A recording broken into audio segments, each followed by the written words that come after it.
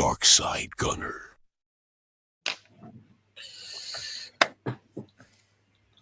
Hi guys, we're back again with another live stream, and got some guests tonight. I'm going to be doing a keep, bench, sell.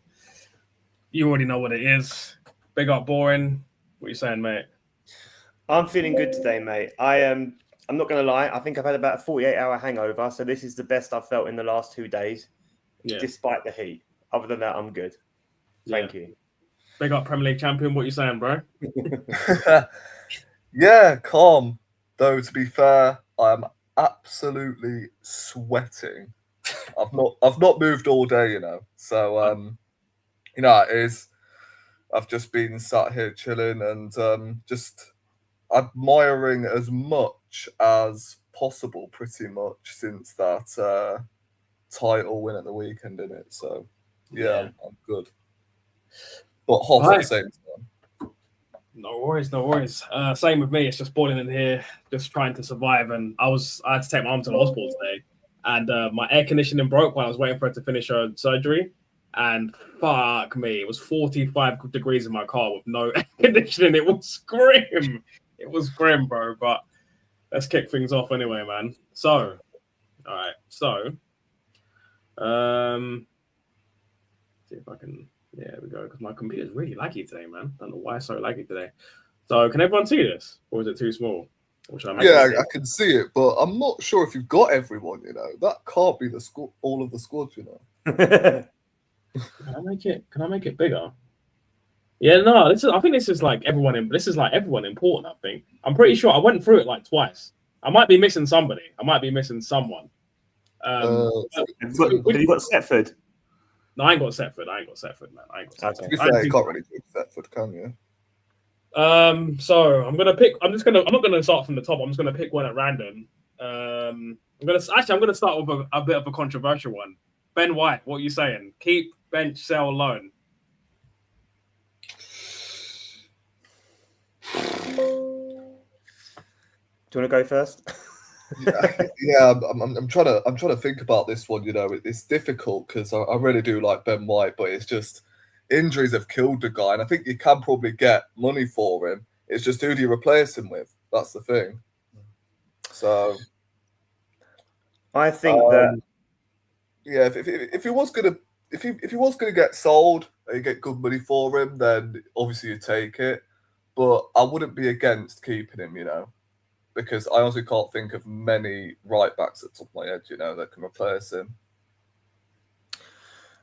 Yeah, I mean, I'd be inclined to agree. I am of the opinion that if you're going to do it, this is the time. However, it depends on how long that injury recovery is going to be, because you can't sell him until he's able to pass the medical anyway. So it could be well late into the transfer deadline day before you could even do that. And then if you do, are you going to have a replacement ready to go? Because otherwise you're just overloading on the right, and you're going to have people holding bench for a season or until January where you can finally sell them. Yeah. But my instinct would be that now is the time. I don't really like saying it, I have to say. It doesn't feel right. But the main thing was that he got to finish his Arsenal career with a trophy for me, and he got the big one. And he might do one better. Come Saturday. So yeah, I think I'm selling. Wow, really? Yeah. Really? Damn, that's what are you saying, Royce? You in the same agreement? Yeah, probably.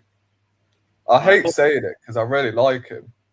But again, as I said, I wouldn't be against keeping him, because if you're planning on bringing in, I don't know, a Livramento, who is also injury prone, then there's no point getting rid of Ben White and replacing him with someone else who is injury prone. So, as I said, I won't be against keeping him, but I think it is realistically time to move on because these injuries can't continue. But I'm saying this in a respectful manner, you know. Yeah. I just add, if the alternative is Livramento, then we should keep Ben White. Yeah, I was going to say, 100%. I wouldn't actually be looking at Livramento. I did like the idea of having Livramento because I like the idea that he can play left back as well. I just want to kind of say, Ben White's put his body on the line for us. I think he deserves that trophy in my opinion, one of the probably top 5 players that deserves that trophy. I mean, I don't know if you guys know, the 20, I think it was a 2021 season. He was playing through like a grade 3 hamstring and stuff. Like he was really put his body on the line for us. So I have to respect Benny Blanco, man. And just I really like the guy, man. I've always liked the guy, but it is what it is. I would definitely say Sell as well. I think it's time for him to move on, and I would actually I'll get to who I would replace with him later, but it's got to be Sell. I think that's 3 votes, Neil. So next player, my favorite, one of my favorites, man, Ethan Manieri, Black Wilshire, Bakai Lightskin, mate. What you guys saying? Yeah, he's a keep, and he is a right wing option for next season for me. I'll follow that up by saying he's a loan for me, and he is an attacking midfield option for me. Wow, I don't see him as a right winger. Why is my camera? Yeah, I'm just thinking like the options we've got in the attacking midfield department, and potentially Morgan Rogers coming in, etc. I don't know if he'll get many opportunities as the attacking midfielder. Yeah. This is why right winger than Madueke, so I'll probably use him as a right winger. Yeah, see, this is, and the reason why I think Madueke will retain his place, and it's not necessarily because I think he's an elite footballer. I think he's a useful footballer, and now I know that's debatable as well, right?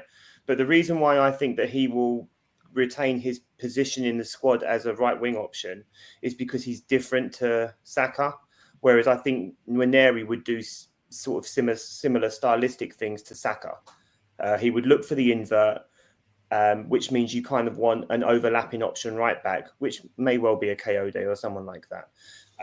But in terms of the difference that Madueke has, even though he tends to run the ball out the wing, I do think he's had positive moments this season as well.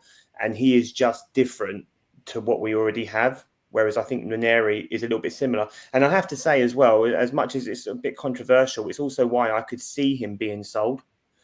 And again, it's not something that I would necessarily advocate for.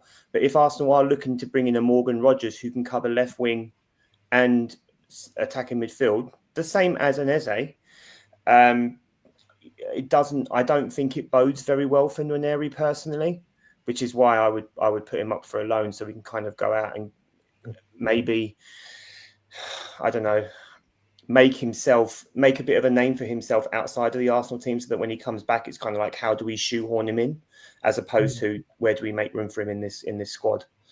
But that's just sort of my take on that. Yeah, I agree. I would actually look to loan Ranieri because I feel like he's not really going to get many minutes, and I don't think Madueke is better than him, and I definitely think he could challenge Saka for that right wing spot. But like he says, he wants to play in the interior. That interior is very congested. Unless somehow Ødegaard leaves in the end of in the summer, then I can't really see him getting minutes in the 8 or the 10, or even the for lack of a better term, the 7. I just think he needs to. I think he needs another loan. But I think he needs to go to a bigger club this time. I think he needs a Dortmund, or he needs like a Bournemouth are in the Europa League now. I think a Bournemouth or a Dortmund. I was going to say a Premier League club. Yeah, I think he needs a Premier League club this time. And I'd probably go with a Bournemouth, even potentially in Newcastle. Because Jacob Murphy, he's washed. Or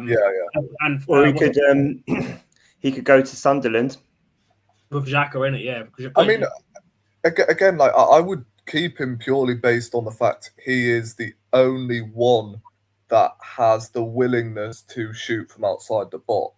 Yeah, that's the thing. Yeah. Along with Eze, I would say, he's one of our most clinical players outside the box. So, I keep him for obviously the bench, innit?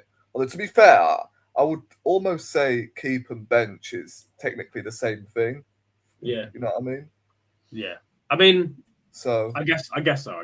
So you would keep him on the bench, yeah? Yeah, I keep him on the bench, definitely. Okay. So unfortunately, I think you've been outvoted this time because that's 2 votes to 1. So I think Wanyeri is going to get a loan. Next, Gabriel Jesus. What are we saying? Thank you for being a ceiling raiser when we needed it, but the project has now surpassed you. Thank you for your service. Appreciate it, Sel. Wow. Same, Rory?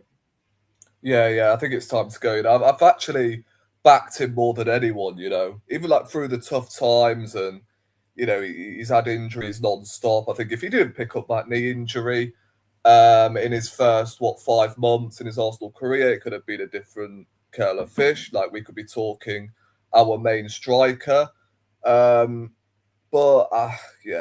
injuries have killed the bloke, and I think process has definitely surpassed him, and he's been a great servant. He's brought some mentality in this squad, and I think he's one of the reasons why we are where we are at the moment. Otherwise, we'll probably be still challenging for top 4. So I'd agree with you as well. I remember when him and Zinchenko came, and Zinchenko was talking about the squad being good enough to win the league, and the other players thought it was funny, and Zinchenko was like, "Why would I come here?" Like, him and Zinchenko really instilled a mentality into the dressing room, alongside what Arteta was trying to achieve as well. Yeah, I definitely think what those two, in terms of mentality, instilled into the team is definitely underrated. Because I've heard Zinchenko talk about we're challenging for the title. We didn't come here for top 4. We're coming here to be champions. So it's a shame we didn't win it in 22-23, man. I always think about like how different this project would have gone if we did win it in 22-23 or even 23-24. Because I feel like it's funny, actually, because it's funny, I'm saying it now. I said, Jesus deserves to win the title with us, but he actually did.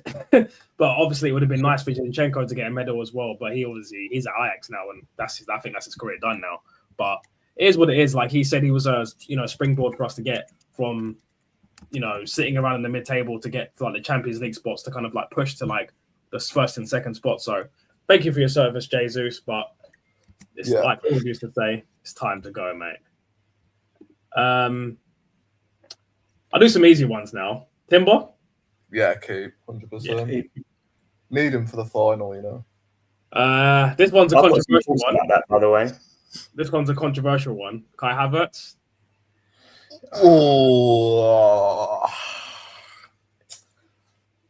Before I answer, I think it depends on what happens to Ødegaard.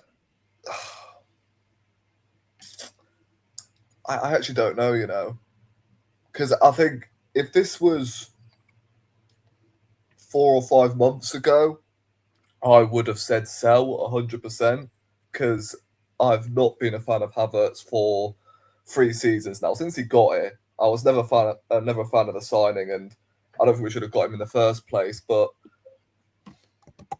the thing is, we've just won the league, innit? So you can't get rid of everyone, can you? Saying that, he's had a lot of injuries this season. So it's a difficult one. He's had 3 surgeries so far, maybe 2.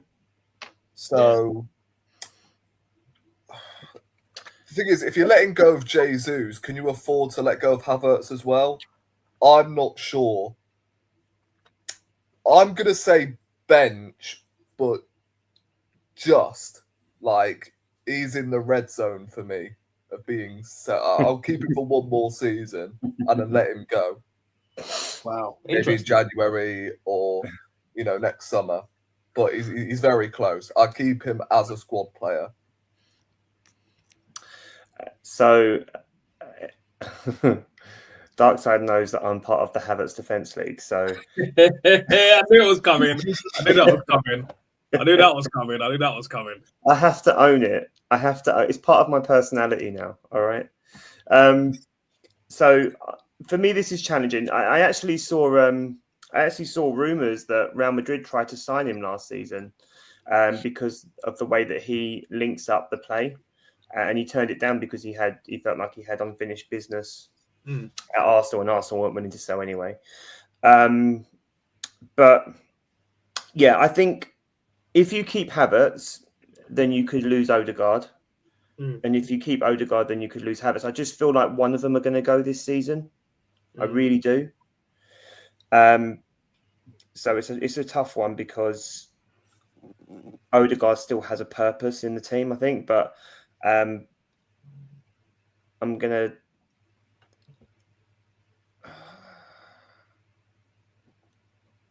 bench Havertz. Okay, so my thing is this, yeah. I really thought about this, and I took away the fact that I've never really liked Havertz. I've never really liked him. There was a point where I kind of like tried to force myself to kind of like him. It was probably the back end of like 23, 24, but because I'm the type of person I am, is I always have to look at things in cold logic. I can't just ignore cold logic. So this is how I feel. I think Havertz is a great footballer. Like, I actually think he's a really good footballer, but I just feel like he's just not good enough. It's weird. I don't really understand how I've come to this conclusion, but how can somebody be a great footballer but crap at the same time? I just can't get my head around it. But the thing for me, forget about that for a second. I personally don't think he's good enough to be starting for Arsenal Football Club in the big 26-27. Secondly, like Rory said, he's had 3 injuries, surgeries. He's become injury prone. And thirdly, for me, this is the worst one. If he were to become a squad player, which I wouldn't actually have I wouldn't be too fussed about. He's on £275,000 a fucking week. That's way too much money to be sitting on the bench for Arsenal. That's way, even if we're Premier League champions, we're so-called the richest like grossing club or whatever, we could potentially be European winners and potentially go on to build a little bit of a dynasty and dominate a little bit. I still think that's way too much money for somebody to be sitting on the bench. I'm sorry, especially someone who's injury prone and someone who, yeah, he does. A lot of people say he turns up in big games, but I remember seeing his face in Newcastle away last season when he went to head of the ball and it hit his shoulder and went out to play. And he got 3 big chances and he scuffed all 3 of them. And then he missed a penalty against Man United in the FA Cup at home. And I predicted it and I smashed one of my phones. Either he needs to give me a new phone or he needs to get out of my club, in my opinion. Yeah. I think if this was Man City, like after the Man City game where he missed 2 opportunities this season, by the way, I'm talking about, then easy sell for me. Yeah. But I'm basing it off, the goal obviously against Burnley, etc., and how important that goal was. It got me considering, you know what, maybe he can be an impact sub. Maybe. I also think he's a rotation option as well. Like in games where it's not open, Havertz is the type of player that you're going to want on the pitch as opposed to Gyökeres. Now, we're all basing this on the caveat that we don't know who's coming in, but we would all love to see Kruppi Jr. coming in, which would throw everything out anyway. Yeah. But when you look at like some of those dirtiest of low blocks, you do want someone like a Havertz on the pitch. Now, it doesn't have to be Havertz, obviously, but you want that profile of striker, and there just aren't that many of them. And that's the problem as well, because Alvarez isn't coming. If he wants to leave Atletico, he's going to go Barcelona. I don't know how they're going to afford it, but that's the move that he wants, right? Go PSG, I reckon. PSG was the other team I was going to mention, to be fair. Yeah. But I don't see him coming to Arsenal. He doesn't. It's been quite reported that his partner wasn't that happy in England or whatever it was. The weather's not great, all those types of things. And he's literally got the pick of where he wants to go as well. So I just don't see him coming to Arsenal. And so the profile is you stick with Havertz because there isn't another one. That would raise the profile enough. Alvarez would be like the ceiling raiser, right? But then everything else, is there a better one than Havertz that does that job? I don't know. Maybe someone who watches more football than me would be able to tell me. Fair. Yeah, I do want another striker coming in though in the summer. Yeah, I was just going to say, I think we need another centre forward, in my opinion. I agree.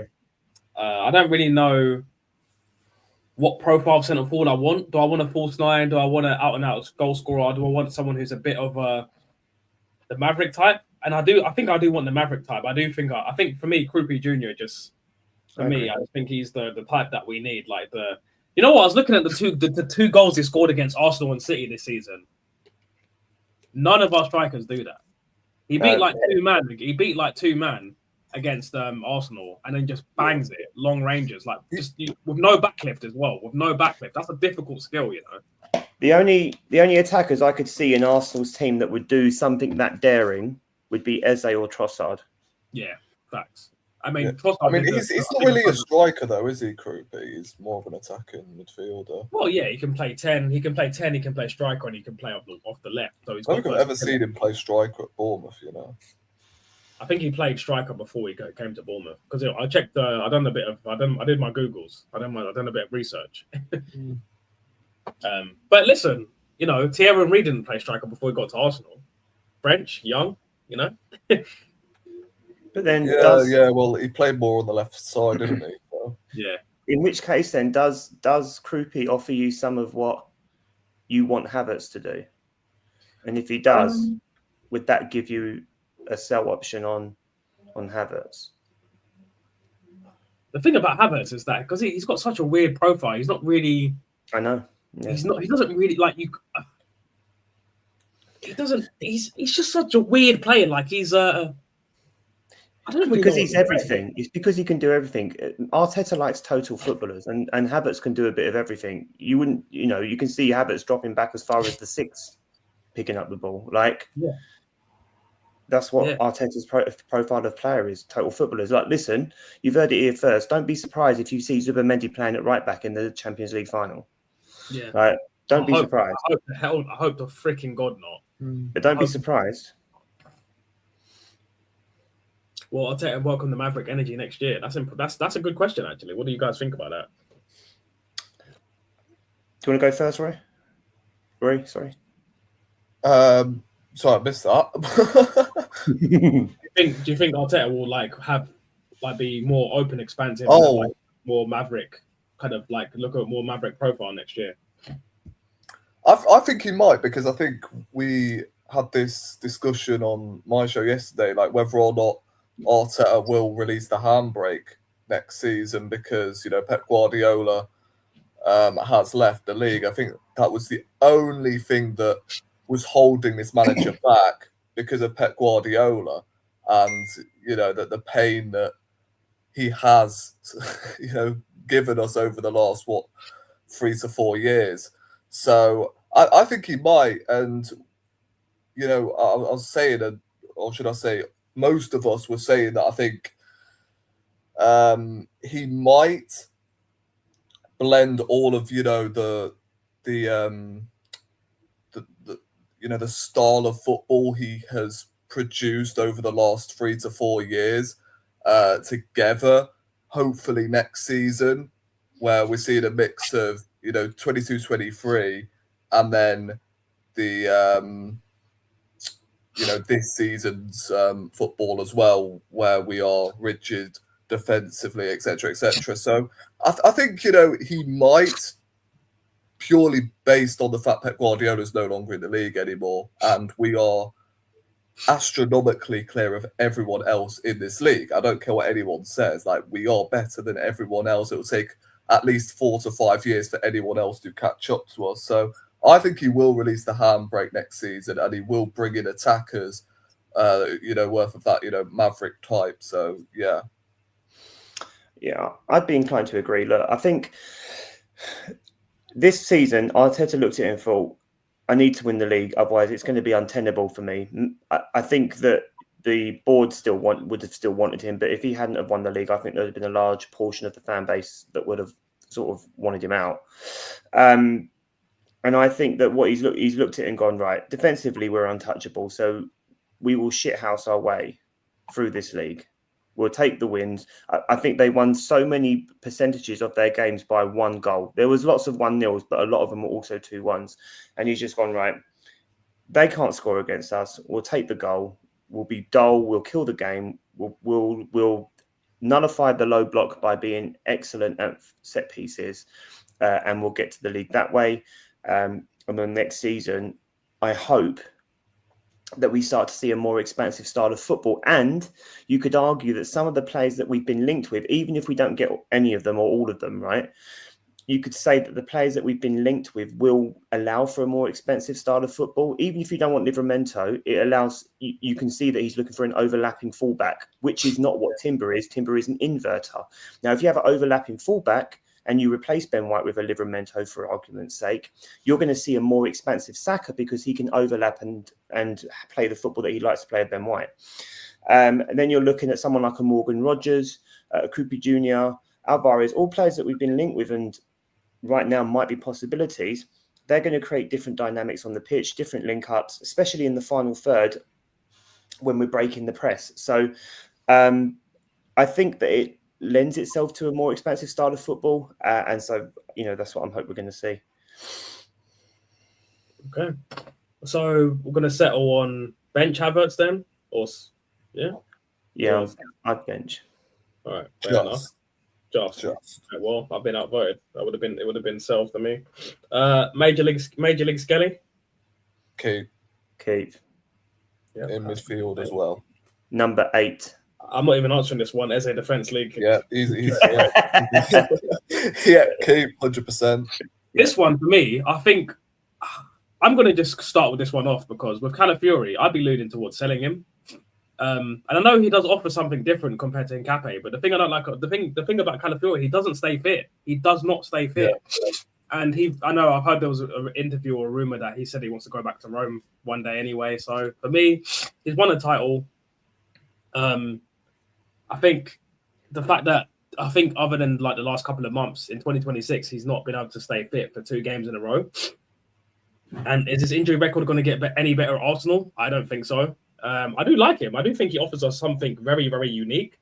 Something I've not really ever seen in any other player in all of my years watching football from left back. Like I've never really seen someone be a left back, a centre mid, a winger, and a striker all in one. And it's just a bit of a wild card. Like he's a very, very much wild card. But I think the drawback of that is obviously he's injury prone. And I think I'm just sick of players going down, holding their hamstrings, and I'm sick of seeing that Umbro bag one on the pitch, bro. If you know what I'm trying to say.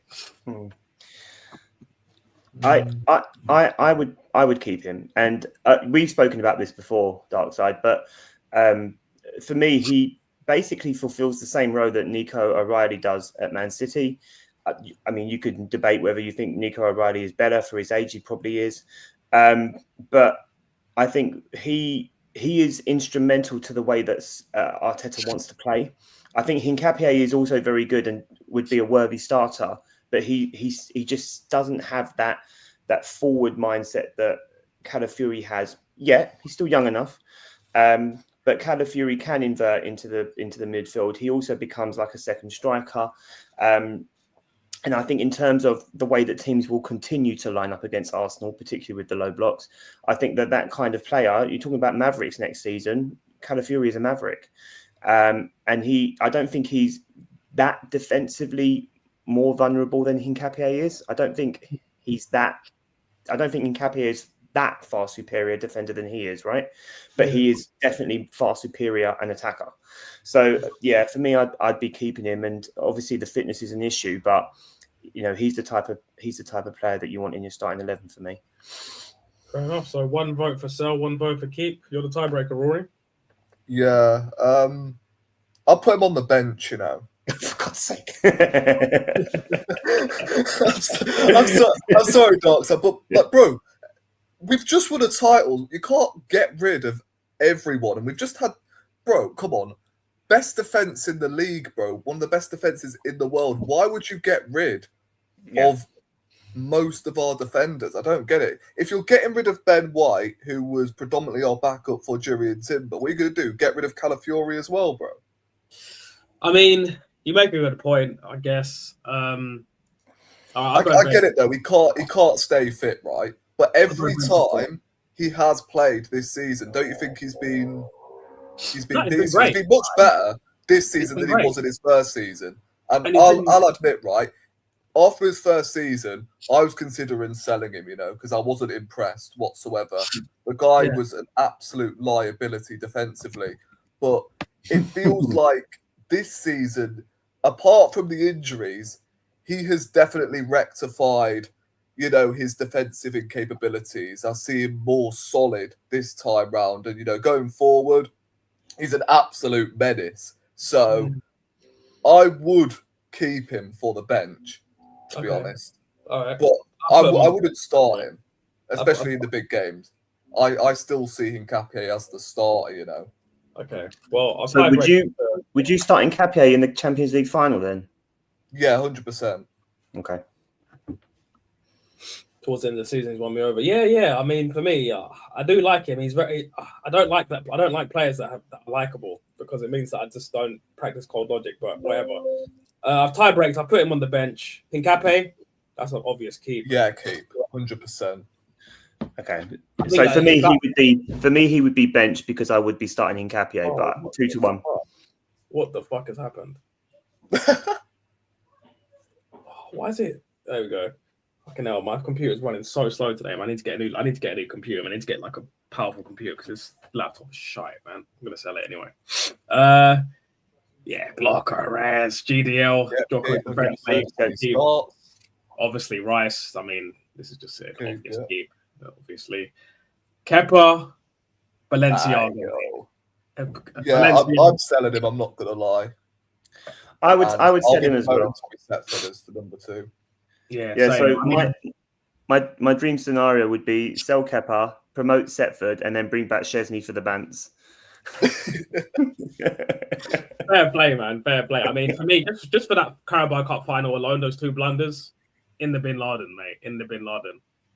The 16-year-old Super Saiyan, the chumps of Messi, the white child of destiny. What are you saying, guys? Yeah, he's a keep 100%. Yeah, but for me, I want him to be starting some games next season. I don't even want him on the bench. I want him to be starting like Premier League games next season. Not all of them, but I want him to be getting like 1,500 minutes. You know what I'm saying? Yeah. Madueke. Now, this one for me, I'm not going to go first this time. What are you guys saying? For me, it's a bench because I just think that he is an alternate to. He's different, right? He doesn't do what Saka does. He's not going to do what Neri does. He's not going to do what Dowman does. He's direct. He causes problems for fullbacks. He causes problems for himself as well, by the way. But he is.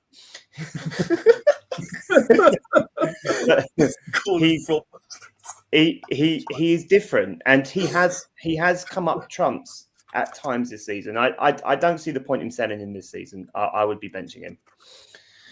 Yeah, I'm not gonna lie. I'll be getting rid of him. That's why I would have benched Waneri and kept him as the backup right winger, because I think Waneri brings more than Madueke in terms of maybe not directness, right? Because I think Madueke is very direct. He can take on his man. But Waneri can do that, but also he's efficient in front of goal. Yeah. And that's why I would have kept him on the bench as the backup right winger, and I would have sold Madueke. So I would be selling him, to be honest. Yeah, so again, I'm not saying he hasn't contributed this season, because he has, despite him scoring 3 goals, etc. It's not great, but the thing is, 52 million on that, just to take on players, and I get it does cause problems, but if you don't have no end products when we've bought you for 52 million pounds and you're playing for Arsenal Football Club, it's a sell. I'm sorry. Yeah, I completely. Has he got a 5-year contract? I think so. Yeah. So it depreciates by 10. So if a 40 million offer comes in, you take it. Absolutely. Okay, Lord have mercy, pass the ball to Van Persie. Absolutely. Listen, I'll take him for 25 million, a half-eaten box of chicken and chips, mate. For fuck's sake. Like, I think for me, he is one of the worst players we've signed under Arteta. When you consider the wages, when you consider the fee, when you consider the fact that he's blocked Waneri, I just hated the signing. Madueke is actually the reason why I started my channel. You know that, right? Literally, Blade's in the chat. Blade can actually confirm this. Me, Blade, and our other best mate Zach. Yeah, we were sitting in a beer garden in a bar in Brighton, and I literally was scrolling through TikTok and I saw Noni Madueke, Tour Arsenal. Here we go, and I lost my flipping black mind, bro. I went nuts.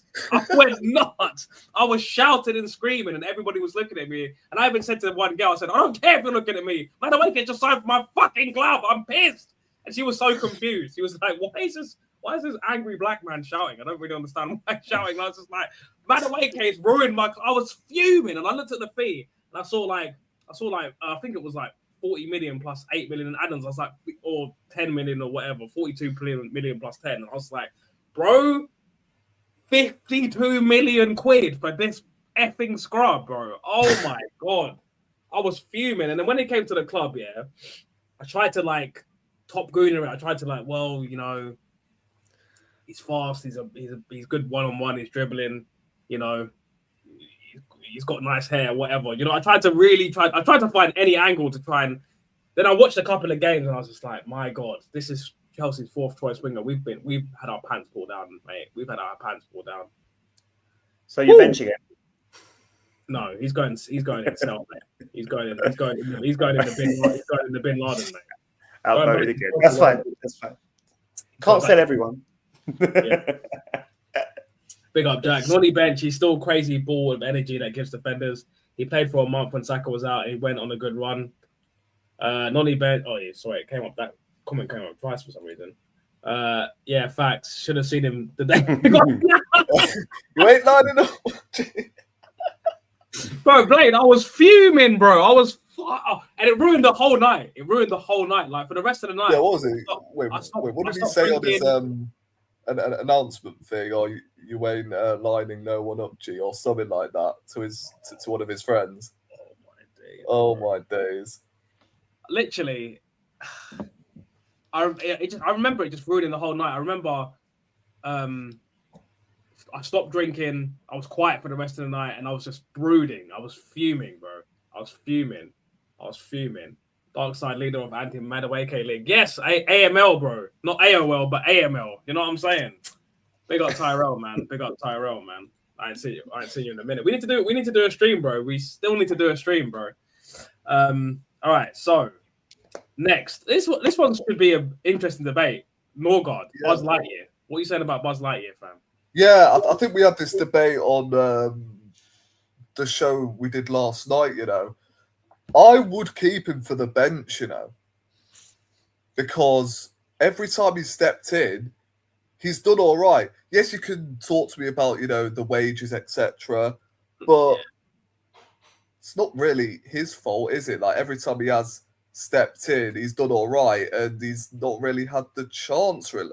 Can you name, like, any games he's started back-to-back? I don't think you can, apart from, you know, the cup competitions. And he's played well in all of them. So it seems pointless to sell him, really, when every time he's, you know, stepped in, he's done all right. Yeah. So, like, this thing, right? I get it, though, that the signing, in my opinion, hasn't worked out purely based on that. You know, he's not played this season. But as a squad player, I'm sorry, you can't have world-class players in every single position, can you? That's not how squads work. This ain't Football Manager or FC26. So, like, what's wrong with bringing in a midfielder like Wharton, Tonali, etc., and then keeping Norgard as, like, a squad player? What's wrong with that? Because I think Norgard's particularly decent, right? Don't get me wrong, he shouldn't start. Yeah. But as a squad player, he's not too bad.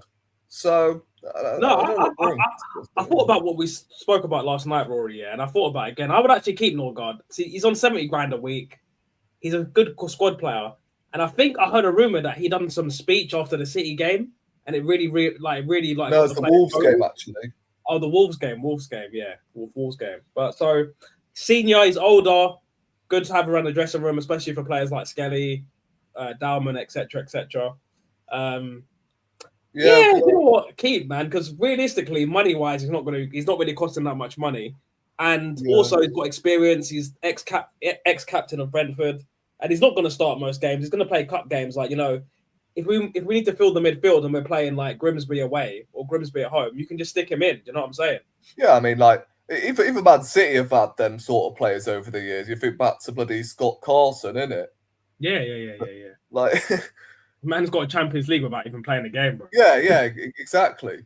So if he's there for the dressing room, if he's there for the leadership, if he's there to play every now and then in these like meaningless games, etc., if he's there to come on and see out the game, almost like what Jorginho was for us, then yeah, like for me, he's a keep for the bench, obviously, and then you bring in another midfielder.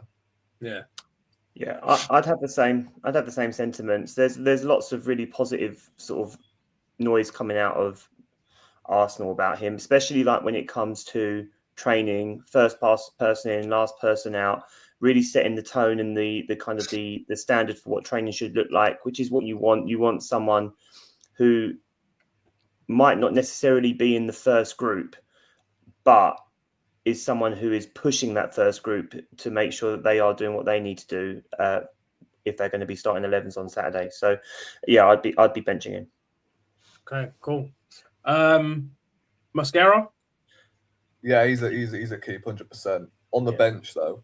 Yeah. Obviously, he's not getting in ahead of Saliba, but he's been solid this season every time he's played. Out of position as well, like he's not a right back. And every time he has filled in as a right back, he's done okay. But obviously his best position is centre back. And yeah, again, every time he has played, he's not really good, to be honest. This is his first season in the Premier League, you know, and 13 million is an absolute bargain for this kid. Yeah, I mean, by the way, Berta deserves a little bit of credit, doesn't he? My words, what a window he had, really. He brought in, like, Victor Gyökeres was the person that he was pushing for, right? And then you can talk about the other players. Maybe Noni Madueke isn't quite what people were hoping for, fine. But other than that, he's done a fantastic job in the window. I really do think that. And it kind of reminds me, like, when Berta came, the kind of the feeling around him was that the season that he bought David Villa, Atletico went on to win the league. The season that he bought Suarez, Atletico went on to win the league.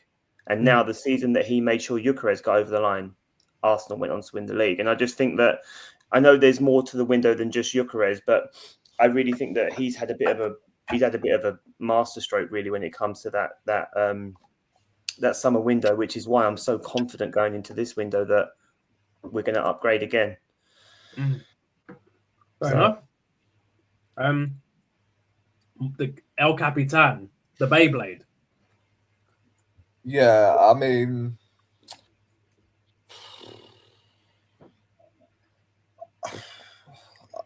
I don't know, man. I'll probably say, I think it might be time to move on, you know, for Ødegaard. I really do. Oh, really? Yeah. I actually think it might be his time as well. I'm not sure how I feel about it. I have to. About Frozen? Oh, it's not me. It's Roaring. Thank God, because I'll just speak while he unfreezes himself, because he's. Am I back? Yeah, you're back now. You're back. Go on. Sorry about that. Yeah, no, I think it might be his time. I think that, especially if Arsenal were going to play a more expansive style of football, he might find himself on the bench more, and he'll be the type of person that might come on to finish a game or to slow the game down or take control of a game, because they are, you know, he keeps the ball moving. The Blade thing I get, but that is kind of what he does. He keeps the ball moving. He can receive the ball. He's not afraid to receive the ball either. But he doesn't really have that moment in him. Not anymore. Maybe he used to in 2022, 23, or whenever it was, but you're not really seeing that anymore. And you've got people like Eze now who are pushing him for starting. So I think at best he might be benching, but it might be time for him. You can't be benching the captain, so it's probably best that it's time for him to move on. Well, for me, you know what? This may surprise you, but I was actually thinking about keeping Martin Ødegaard. You know, as much as I've cussed him out, and I've said he's been rubbish. I kind of had a change of heart the last couple of weeks, but then I remember Aston Villa away and him getting man of the match from Martin Keown, and me losing my absolute flipping mind doing a watch along, and just seeing his performance.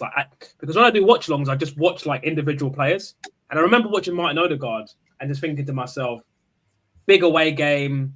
You got Andre Onana in the midfield. Anytime Ødegaard goes up against a physical midfield, he always plays terrible. I can't think of a game where he's played well and the midfield's been physical. I give you the perfect example of what I'm talking about. When we played Aston Villa at home and we beat them 4-1, the first half, if Ollie Watkins had a shooting boots on, we could have lost that game. That's number one. And number two, Ødegaard only started to play well when Andre Onana got injured and went off at half-time. I don't know if you recall that. So do you mean Amadou Onana? Sorry. Yeah, I was going to say Andre Onana, that scrub that plays for, I don't even know who he plays for now. Trabzonspor or something, yeah, that Turkish team. Yeah, sorry, Amadou Onana. Yeah, and when Amadou Onana went off,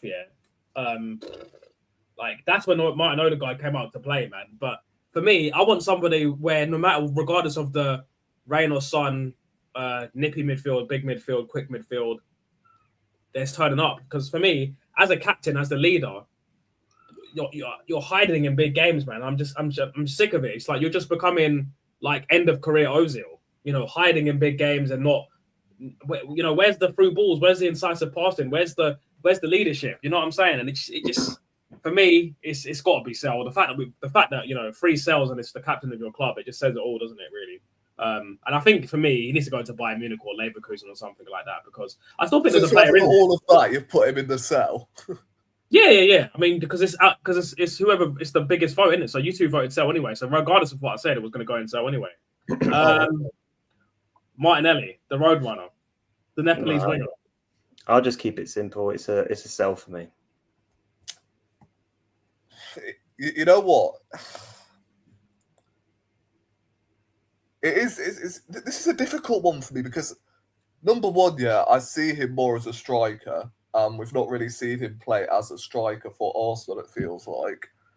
And number two, every time he does come on, he looks dangerous against fresh legs. So I am considering the bench, but yeah, it's true. If you get at least 50, 60 million for him, then obviously you're taking that, aren't you?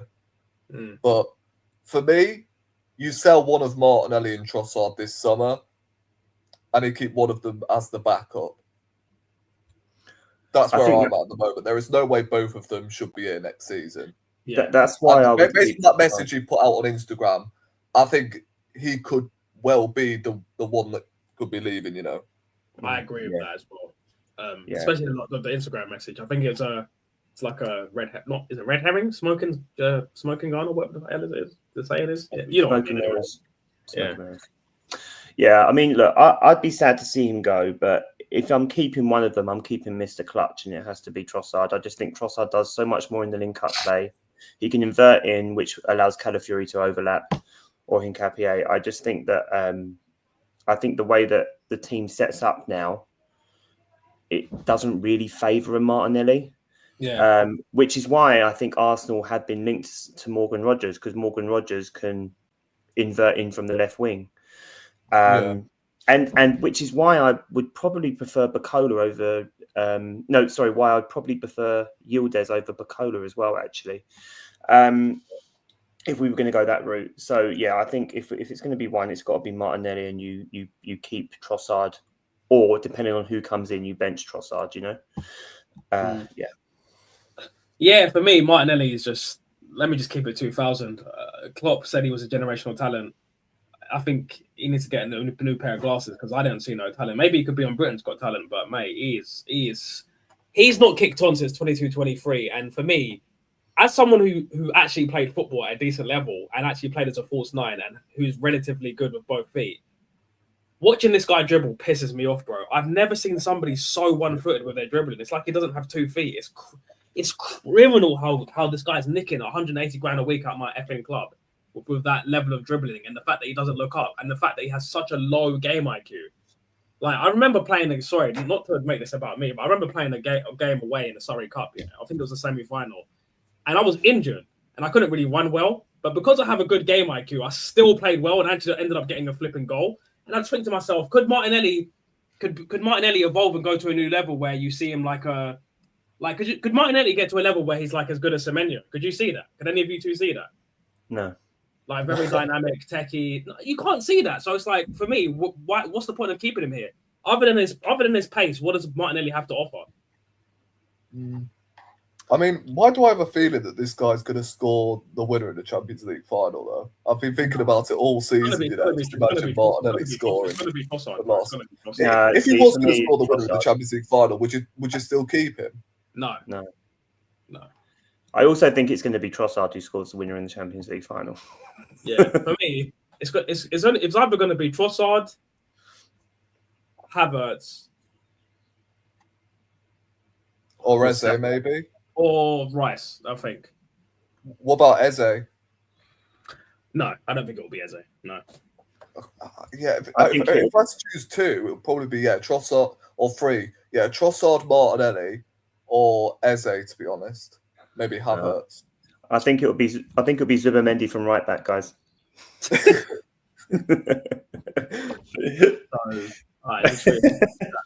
Big up, Sean. I'm Norwegian. I'd still sell Ødegaard if we can make space to get a better midfield. Plus, I want MLS and Wanyeri in the midfield next season. If Wanyeri goes on loan, like you guys mentioned, send him on loan to Como and plays on the Cesc.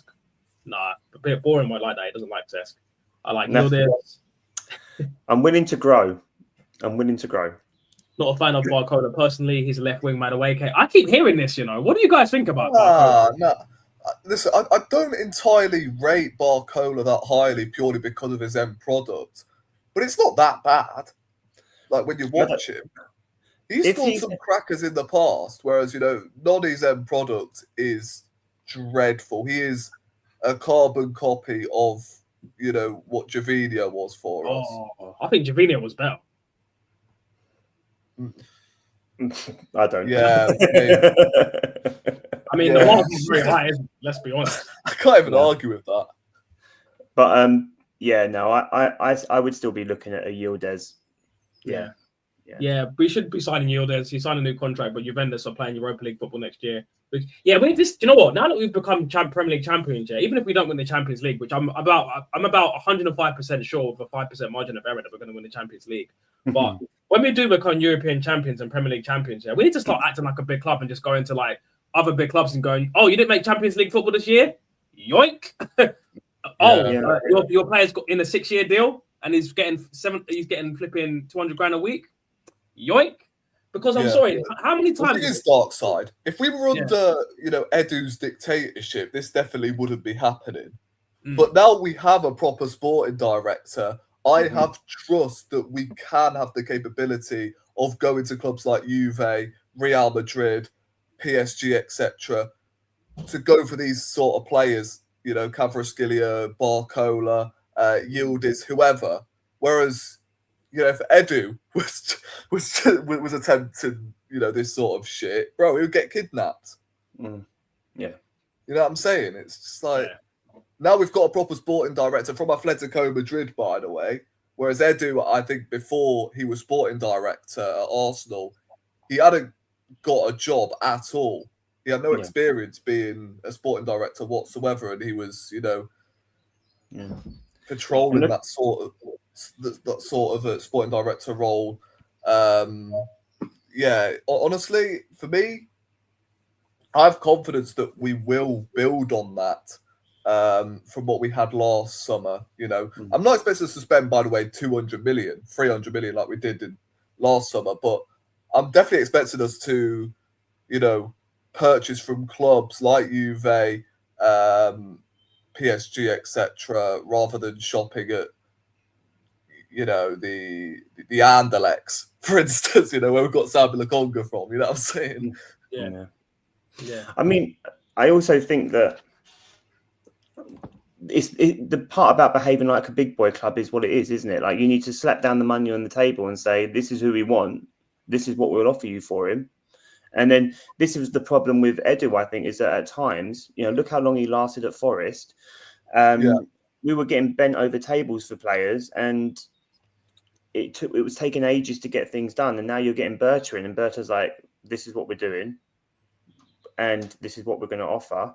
And he just seems to be so much better at negotiating through those deals and getting players in that can contribute to the team immediately, or raising the floor immediately. So, I mean, I have huge faith in what Berta's going to do for us over the window. And actually, I think Josh Kroenke has already said that we're willing to go big again this summer, and they're going to have the finances to do it. Yeah. So I'm going to just do the last three and then just ask you about transfers, because I think the last three are pretty obvious. Saka's obviously a keep, obviously. Yeah. Saliba's obviously a keep, and then Trossard is a bench, right? Yeah, he's a bench. He's a bench, but it also depends on who comes in. So, like, based on what we've got left, you'd start Trossard right now, but you've got to assume that someone's coming in. We have to, yeah. Are you absolutely sure, by the way, Darkside, that is the whole squad? It still doesn't feel... I just realised I've missed Marino. Have we done Gabriel and Raya? Yeah, No. that's hold on. Oh my days. I mean, Darkside listen, you know. listen. Some due to some technical difficulties, Gabriel and Ryan are not on the tier list. Brothers had an That's because there's a tier above keep. There's a tier above keep, and they're already in there, so it's fine. Yeah, which is unsellable. Yeah. But yeah, Oh my days. obviously those guys too are sorry, embarrassing. Those two are keep. But what do you think? What about Mikel Merino as the last one? Bench for me. Yeah, he's a bench. He's not a starter, but my words, he can cover. He does. If he doesn't get injured at the beginning of January or whenever it was, we win the league way earlier for me. Fair. You know what? I think if he was fit, I would have started him up front against City. You know. I mean, he did it against Madrid. Definitely, 100%. I just feel like he's one of those players that just comes clutching. Like, you want to talk about Havertz being a big game player. He's clutch as well, man. We've got a couple of clutches in our squad. We are spending, the Kroenkes have already confirmed it, plus the revenue this season is over 770 million. They intend to allocate 300 million of this for summer's budget. That's beautiful. That'll include wages as well, though, surely. So yeah, probably. Guys, question, has Burr been equally as important as Arteta in winning this title? I mean, it was his call for Gyökeres. He persuaded Arteta that it was Gyökeres and not Šeško. Yeah, I'm so glad we did that. Imagine we had that. Oh, wow. I don't know. I mean, who else? I mean, Kepa, although a lot of people didn't like it, was one of those make sense buys. Hincapié coming in, it improves the defense. It took a little bit of time, granted. Gyökeres did what Gyökeres did. Eze, there's not many duds in there. I'll give you guys Madueke and Kepa, but there's not duds in there, is there really? No, there's not. I mean, what about Zubimendi, guys? Because I've realised we've not done him either. Fucking hell, I forgot bare people, man. I'm just looking through the squad now, and I'm just this is your show. Else you've missed. This is your show. Have we done Zubimendi yet? Oh, mate, that's so embarrassing. Zubimendi as well. For me, next season, bench. Yeah, bench, 100%. Yeah. I also think that we might be. There's an element of recency bias as well. And I'm not saying that at the detriment of Miles Lewis-Skelly because I am a fanboy, right? But between December, we were talking about this guy like he was the signing of the season, right? And I just want to kind of be mindful of that as well because he was so good. I think he's chipped in, as our defensive midfielder, I think he's chipped in with 6 or 7 goals. He's got assists as well. And in terms of the way that he plays, he's, willing to receive the ball in the pocket, right back in the defense and turn on it or whatever. But from January onwards, it fell apart because Arteta didn't rotate the team. And that's something that Arteta needs to hold. And, we're all quite willing to criticize where criticism is due, and that's been a major criticism of Arteta this season is that he's overplayed players, and even through his tenure, when you're looking at Saka and White as obvious examples. So I think Zubimendi will have a key role to play next season because the rotation has to be better. Yeah. So I don't know if he's going to be bench fodder. I think he'll be starting. Yeah. Another question, by the way. I know he's gone permanently now, but would you guys have kept Kiwior if he was coming back? No.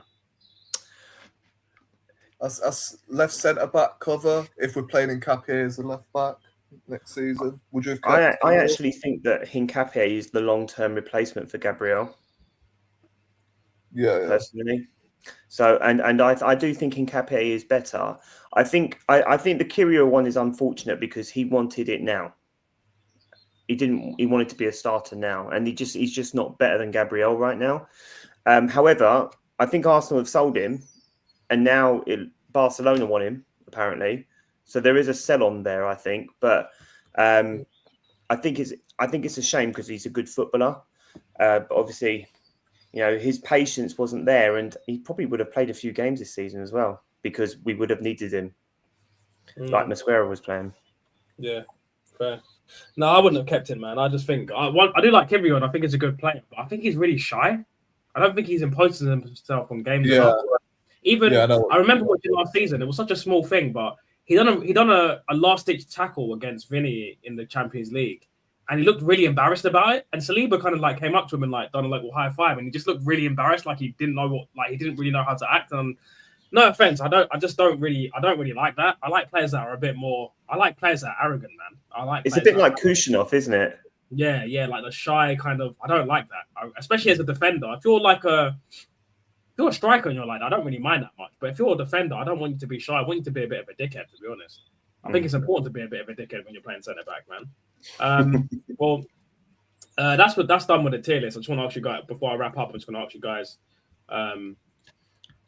about the just the, like transfer budget and stuff.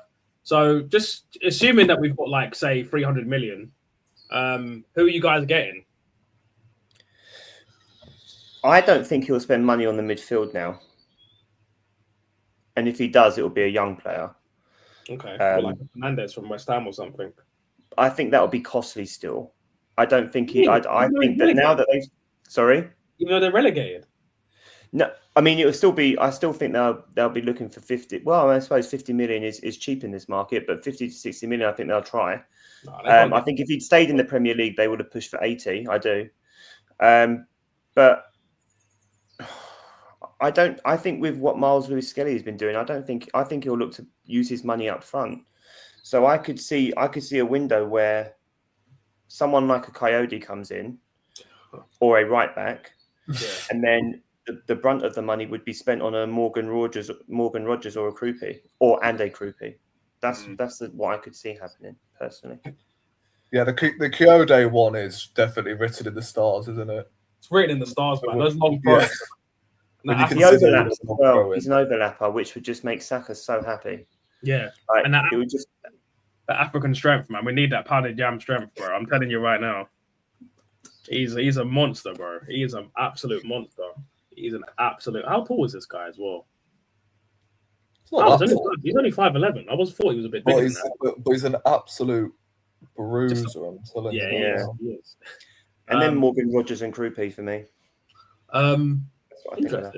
Interesting. Do you know what? I'm actually against the Morgan Rogers thing. I'm not really on it, you know. I don't really think we need him because he's not an out-and-out left winger. He's more of like a wing fielder, for lack of a better term. But he's played there for Villa. Yeah, and don't you think that's a bit like what Pires was like? Pires was like that. He wasn't really a winger. Like he inverted and built up through the middle. It was very rare that he made those runs out for the wing. I think if we're going to get like a someone on the left who's not like an actual out and out left winger specialist, I want someone who's like a proper inside forward, like a Salah type or a Mane type, someone who's an inside forward. I don't want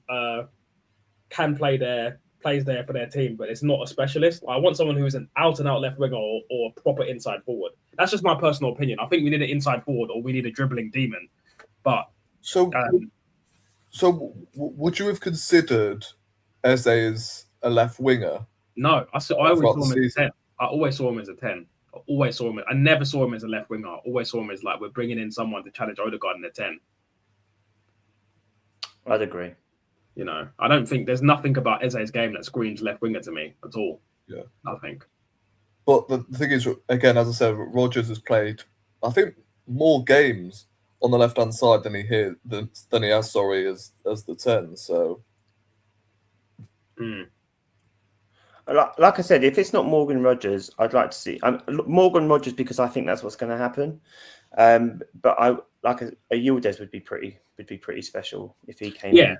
See, I look at Yildiz as like an inside forward. I'd be very, very happy with that. For me, my like ideal window would be Coyote, Yildiz, Krupi, and then Tonali. And I think those four, that's for me. That's if that happens, that's almost a generational window, by the way, because I just can't see us. I don't see him spending money on the midfield, but if he does and you get someone like a Tonali, that's a pretty incredible window because all of those players. I'm not gonna lie, I kind of prefer an Adam Wharton, you know, to. He was gonna say that. Yeah, I do, you know.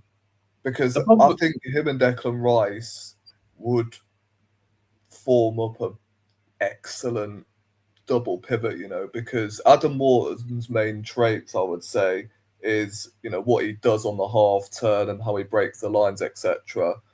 And I think he's better than Declan Rice at doing that. Whereas I don't look at Adam Wharton as like a lone six. I look at him as, someone who can play in a double pivot. And I think that is why I'm looking at Arsenal going, you know what? If you have Declan Rice in there, who's known for his off-ball ability, I think, you know what? Him and Adam Wharton could form an unbelievable pivot because you've got balance there. Whereas I think Tonali is a little bit too similar to Declan Rice in a way. And there's no problem having, two Declan Rices two Declan Rice profiles in the midfield. But I think we need someone who can progress the ball forward. I know we got that with Skelly, but I think we need someone else though. And I think Adam Wharton ticks all them boxes, especially with Crystal Palace. If they lose that Conference League final, you never know. I think any of those three that we've already 60 million, maybe. I think that's a no-brainer. I think any of the midfielders that we've spoken about would be good options as well, though. So Wharton, Tonali, Fernandes. That's his name, yeah, Matheus Fernandes, yeah. So any of those three, I think, would be good additions to the squad. I think if you're signing Tonali and Wharton, they're going to expect to start. Yeah. Whereas I think if you sign a Fernandes, you might have more of a, well, we're going to use you as a rotation option because he's 21. He kind of fits the profile of where Arsenal tend to buy a little bit, I think. So if Arsenal do go in for a midfielder, I think it will be a Fernandes that they go for if they go in. Ødegaard is an interesting one, Who? Yeah. Ødegaard. Yeah, because he can play left wing 10 and right wing, innit? I mean, I wouldn't want him to play left wing, but I'm just saying he's a quality 10, but I'm saying he can play across the front three, except striker. But he's obviously. Would he keep up with the physicality of the Premier League, though? That's the thing. Well, this is why you rotate, and this is exactly what's happened to Zubimendi, playing all those minutes, and he got burnt out, and he just looked shot to pieces after a while. I think this is the point of like winning, building on the squad, and rotating correctly. So, for me, I think we need to bring in at least 4 players this summer, in my opinion. I think any less than 4 would be, well, not abject failure, but I think any less than 4 would be concerning, especially considering we need to sell as well. Like if we only sell, say, 2 players this summer, Jesus and Martinelli have to go for me. There can't be any way that Jesus and Martinelli are here in September. If they are, I think it's only the wages for me that will prevent them from leaving. You're talking that's nearly 240. Yeah, that's 400 grand a week of wages, mate. Yeah, I think they're the 2 I would sell as well. If I could only sell 2, I think they would be the 2. I'd even keep Kepa over them, I think. Yeah, same here, mate. Kepa's only on like 50 grand a week, I think. Yeah, he took a massive pay cut, didn't he? Yeah, so. Okay.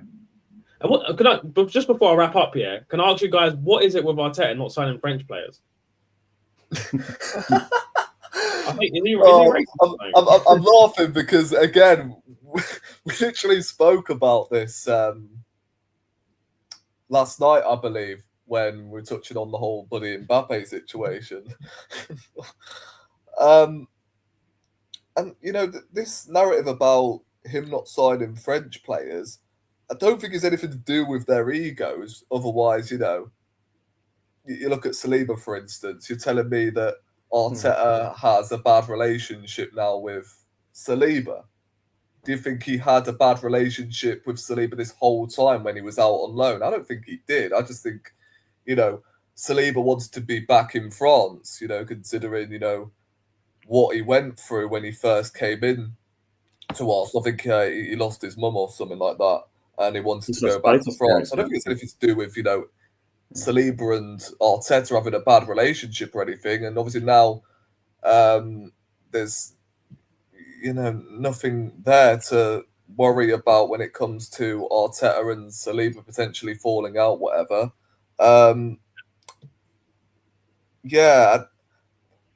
it's an interesting one. I mean, didn't Arteta want Elise when he was at Crystal Palace one stage? I don't know about that. Yeah, well, I think we were considering Elise. Monitoring. But then Edo got Marquinhos instead. Can I ask you guys a quick question, actually? So I know, sorry to just rush things, because I need to get out of here in a second. But would you, let's say the budget's, let's say 300 and something million, yeah? Would you drop 130 on Cravadonna? There's a bear shit in the woods, bro. Come on. What sort of question is that? It's the Of course you, bro. You're dropping anything for Cravadonna, bro. Mate, I feel like that's half price, right?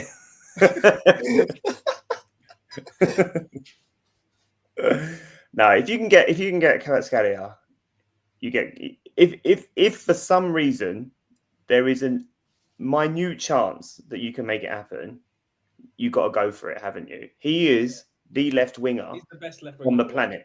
Yeah, he's the best left winger on the planet. Yeah. So if you can get him, you get him. Yeah. I mean, I don't know what that would look like on the wage structure, but oh my words, if you can get him, he's on 350 a week, so he's on an extra 50 grand a week than Saka. Okay, I mean that's what Ozil was on, wasn't he? I mean, okay, so Blade has just said PSG are entertaining offers below 150 million. So would you blow 150 million on Kvaratskhelia and put him on 400 grand a week? Or 150 euros. 150 euros. So you're talking about 138.9 million quid. Did you see that PSG were looking at Martinelli? Did anyone see that? Really? I think you could. Oh my god! Listen, I'm being serious. I'm not catfishing. Right. Get Martinelli on that plane, eating frogs' legs immediately. My concern is though they will play him as a striker. Yeah, they won't be signing for 11 weeks. I think he'll cook. At PSG under Enrique, Hansi Flick. That's the thing. You're selling these players, such as Martinelli, or the forward players, should I say in particular. I reckon they'll cook under a much more free flowing system. So, but that's the thing though. So for me, even if it means that Martinelli turns into a superstar, if I can get Kvaratskhelia plus like 100 million. For Martinelli plus like 90 million for Kvaratskhelia, I'm taking it, bro. I don't care. It's a no-brainer. It's a no-brainer. Yeah. No-brainer for me. Because even though Martinelli might become a very good striker, he wouldn't become the world's best striker. Whereas Kvaratskhelia is already the world's best left winger. Yeah, exactly. Well, I mean, how do we know that though? Because he's, utilised Dembele into a Ballon d'Or winner, innit? So. Yeah, but Dembele is a naturally talented, naturally gifted footballer already. I don't think. But prior to his Ballon d'Or, right? After the season he had last year, are you telling me he's anywhere near a Ballon d'Or? That's fair. Considering the injuries and how he played at PSG, in his first season and towards the end of his tenure at Barcelona, it went sour quick, bro. So fair. All right, guys. We can't forget what happened when he bottled that chance. I think it was against Liverpool in the Champions League, and ended up bottling it. So yeah, you never know. I'm just saying. It's a fair point. I'm probably being a bit too harsh. Yeah. Do you want to shout yourselves out, and I'm gonna end the stream. Okay. I'll go first. All right. So my name's Rob. The Boring AFC is pretty easy to find out on YouTube. I'm on YouTube. I'm on TikTok. Check us out. It'd be good. Every morning at 9:15 for a brew. See you there. Rory? Yeah. I don't know what I'm going to upload tomorrow, or all week. I will definitely be covering the PSG game. That seeing as that is the last game of the season. I might do some content at the weekend during the parade, maybe, because Oh yeah, obviously I'm going to be doing yeah, I'm going to be doing a parade vlog. There's no way I'm not doing a parade vlog. That's going to be nuts, bro. Yeah. So yeah, I will be at the parade around 11 a.m. something like that until 5. So I'll be there for like 6 hours minimum. So if any of you guys want to pop in and meet me in it, so yeah, that's calm. That's calm. It'll be nice to meet a lot of you guys. But that's about it, really. Probably some content over the weekend. Perhaps not during the week because I'm quite busy, and the weather in it. So I don't really want to be stuck inside. So yeah, that's about it. Yeah, cool. You already know what it is, guys. Darkside going on all platforms. Like, subscribe, share. Hasta la próxima. Until next time. See you later, people. Peace. Who would you have played as? I've told you how many more times I've got to fucking tell you. Skelly in midfield. Declan Rice stays insane. No, but where's I'm playing wherever.